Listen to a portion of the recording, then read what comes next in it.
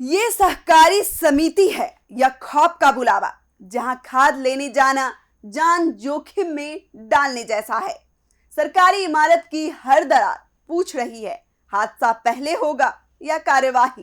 किसानों की सुविधा के दावों के बीच देवरिया में खड़ी है एक जर्जर हकीकत।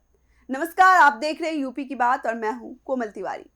देवरिया में एक ऐसी सरकारी इमारत है जहां हर दिन किसान अपनी जरूरत पूरी करने तो पहुंचते हैं, लेकिन सिर पर मौत का खतरा भी साथ लेकर। बैतालपुर ब्लॉक के बहुउद्देशीय सहकारी समिति अनंतपुर का भवन इतना जर्जर हो चुका है कि दीवारों में बड़ी बड़ी दरारें हैं, छत का प्लास्टर लगातार गिर रहा और बरसात में कभी भी बड़ा हादसा हो सकता है। इसके बावजूद यहाँ रोज सरकारी कामकाज चल रहा है और किसान खाद बीज लेने के लिए इसी भवन के अंदर जाने को मजबूर है। आखिर प्रशासन कब जागेगा और क्या किसी बड़े हादसे के बाद ही कार्यवाही होगी? देखिए इस रिपोर्ट में। ये तस्वीरें देवरिया के बैतालपुर ब्लॉक की बहुउद्देशीय सहकारी समिति अनंतपुर यानी चैनपुर की है। पहली नजर में ही साफ दिखाई देता है कि सरकारी भवन अब अपनी उम्र पूरी कर चुका है। दीवारों में गहरी दरारें पड़ चुकी हैं, कई जगहों से ईंटें और प्लास्टर उखड़ चुके हैं, जबकि छत भी लगातार जवाब दे रही है। बरसात का मौसम शुरू होते ही खतरा और बढ़ गया, क्योंकि कभी भी पूरी इमारत भरभरा कर गिर सकती है। सबसे बड़ी बात यह है कि खतरे के बावजूद यहाँ रोज किसान खाद बीज और दूसरे कृषि कार्यों के लिए पहुंच रहे हैं। सरकारी कर्मचारी भी इसी भवन में बैठकर काम कर रहे हैं, यानी हर दिन दर्जनों लोगों की जान जोखिम में डालकर सरकारी व्यवस्था चलाई जा रही है। स्थानीय लोगों का कहना है कि भवन की हालत नई नहीं है। कई बार अधिकारियों को इसकी जानकारी दी गई, लेकिन ना तो मरम्मत हुई और ना ही किसानों के लिए कोई दूसरी व्यवस्था बनाई गई। ऐसे में लोगों का कहना है कि अगर कोई हादसा हुआ तो उसकी जिम्मेदारी आखिर कौन लेगा। इस संबंध में हमने पहले भी लगभग 2 महीने पहले एआर कोऑपरेटिव को मैंने निर्देशित किया था। सामान्य तौर पे मेरे ग्राम भ्रमण के समय या तहसील भ्रमण के समय रास्ते में ये समितियां दिखाई पड़ती हैं और अधिकांश समितियां ऐसी हैं जिसको हम ठीक कर सकते हैं, परंतु वो गंदी पड़ी हुई हैं, जर्जर हैं, दीवारों पर वृक्ष उगे हुए हैं, छतों पर वृक्ष उगे हुए हैं।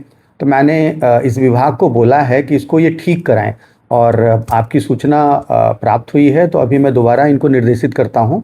1 सप्ताह का ही समय दूंगा कि जो अपने माध्यम से हो सकता है, अपने स्तर से हो सकता है, उसको वो अवश्य करा लें। और जहाँ पर ऐसा है कि उनके पास बजट उपलब्ध नहीं है तो शासन से बजट मांग लें।